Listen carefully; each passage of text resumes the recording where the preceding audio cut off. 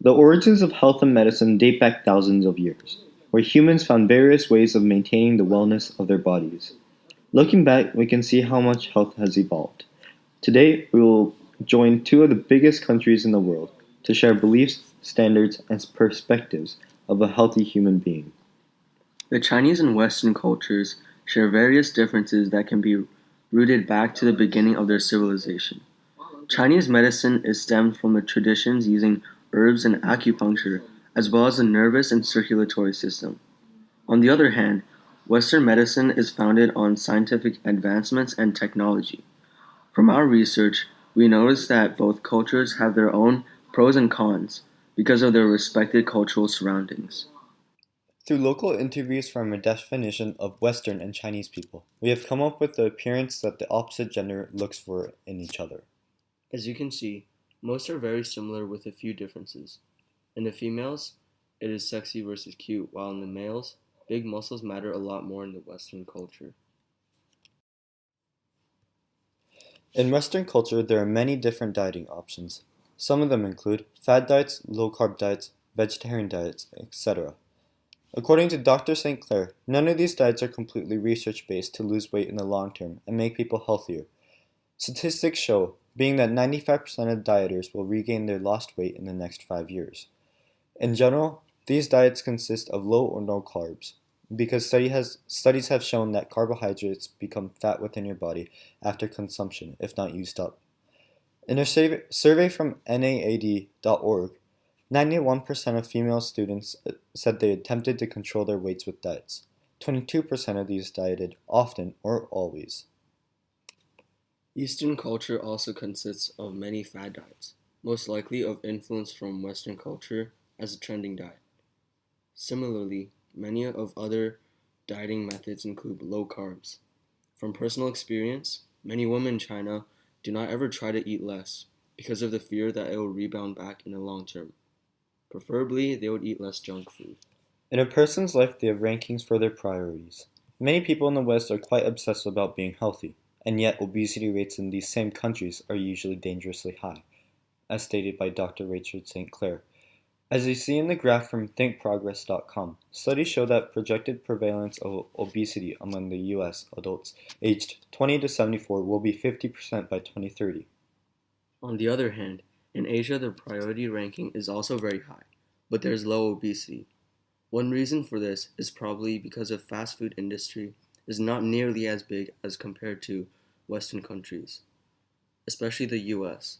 We can see from the next graph from cardiachealth.com, the obesity rates have been climbing faster for many countries closer to the US, with Asia at the bottom. What causes these influences? My first response would be the media. Statistics show that 40% of the girls in 5th through 12th grade want to lose weight because of the magazine's pictures, and 69% of these 5th through 12th graders claim they are influenced by the idea of a perfect body type. While looking at these, it's hard to see how someone doesn't get influenced. Dem abs. For Chinese, the media is probably also the main influence, but its own cultural media. There are similar ads, but lots of anime or pop culture give a cute feeling. Shown in the graph from research company Dough House. Regardless of gender, many younger generations watch anime quite frequently, most likely influenced by it. Despite technological advancements, the majority of Chinese have never taken advantage of new workout equipment that the Western culture have already incorporated in their lifestyle. The Western culture heavily emphasizes working out and eating right. According to Dr. St. Clair, people of Western culture, especially in the US, value working out and dieting, as there is a lot of advertisements focusing on healthy foods. As stated earlier, Western culture glorifies big muscles. On the other hand, the Chinese have a very different perspective on methods of staying fit. When walking through the exercise parks of China or in the streets, it's clear to see how the methods of staying fit differ to the Western culture. A regular Tai Chi practicer and exerciser, Whasian, says much of exercise that people do are geared towards the fluidity of joints and flexibility, as this is a focus of Tai Chi. No matter what age, everyone plays some kind of sport. Older people are beginning to shift more towards badminton, ping pong, focusing more on agility and small movements, as opposed to young Chinese people playing more basketball or soccer. There are a lot of other habits that Chinese people have in their lifestyles. Indeed, habits have a major impact on our well-being. However, Americans typically have a healthy habit of going to the gym, but there are not many other significant locations of exercising. I think this is the main cause of a large portion of the US population are overweight.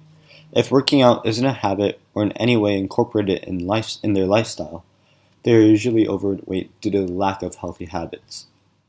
Healthy habits are vital to a person's health, which is evident as the majority of Chinese people aren't gymmers. However, a large percentage of them are still relatively healthy. Some of the examples of habits are taking walks in the morning, after dinner, or nighttime, and always being aware of healthy or unhealthy foods. Although diets play a large part in a person's health, I feel that the major difference between China and the US alone are the lifestyle choices and values of the people. A great example of that is Beijing. Walking and riding bicycles is a way of life for a Beijinger. Also, you can see how healthy the senior population is in China compared to the US. Our previous interviewee, Whasian, despite being over 70, has been sick once in the past 6 months, while still being able to exercise regularly. On the other hand, the senior population in the United States have many either overweight or physically incapable people. These all root back to their lifestyle choices and habits that people have made when they were young. Although the Chinese haven't included working out in their lives yet, they are still healthy because of the choices they make and how they are raised. I feel as though Westerners are still more focused on towards how foods taste more than how healthy it is. An example of this is the amount of fast food chains there are in many Western countries compared to China. Finally, from a number standpoint alone, the Chinese lifestyle is more healthy than that of Western culture. The Chinese values and lifestyle choices revolve around their diet and exercise. First, eating healthy is always on the minds of the Chinese, while exercising is not necessarily a choice, but a lifestyle. These values simply aren't in Western culture yet. A pump is like hitting the snooze button. Yeah, it feels great to dream for 5 more minutes, but at some point, you gotta wake up.